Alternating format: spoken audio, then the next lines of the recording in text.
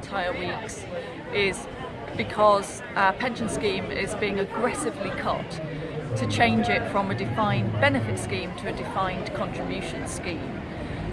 The consequences of that is that the entire risk of what your pension will be is placed on to the employee, and the employer divest themselves of any responsibility of that pension. They call it de-risking their role in the pension scheme.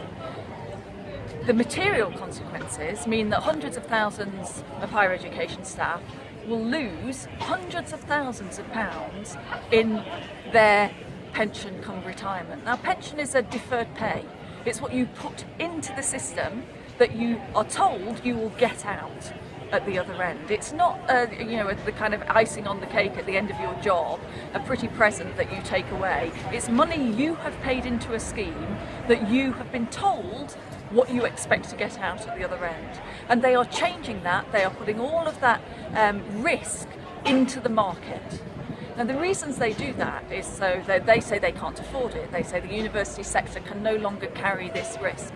The university sector has had a massive increase in money going into it since the introduction of tuition fees, yet they have persistently reduced the amount that they spend on the staff who are delivering that education and supporting that education delivery.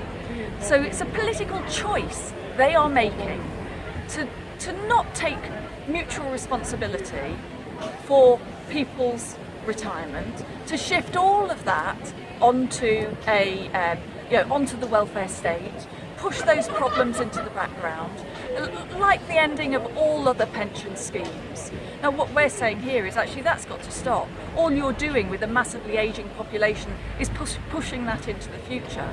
What you're doing for higher education is actually massively damaging it, because you're hugely demotivating staff. You're not attracting quality staff into the system.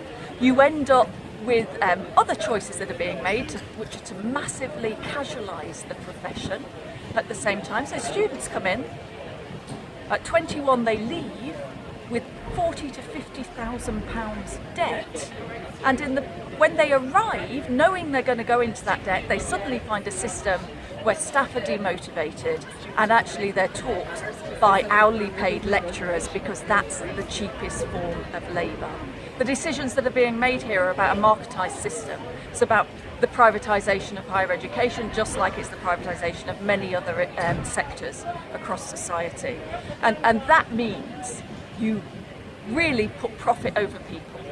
You're not actually interested in taking care of people. You're much more interested in the bottom line of your business model. Now, that you can't actually build a quality education system on that premise.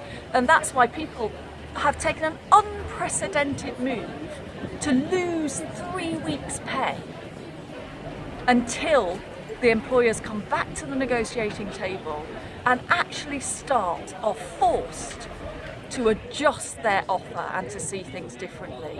It's not just about education, it's about the whole privatisation of our public sectors, and this is where that fight starts.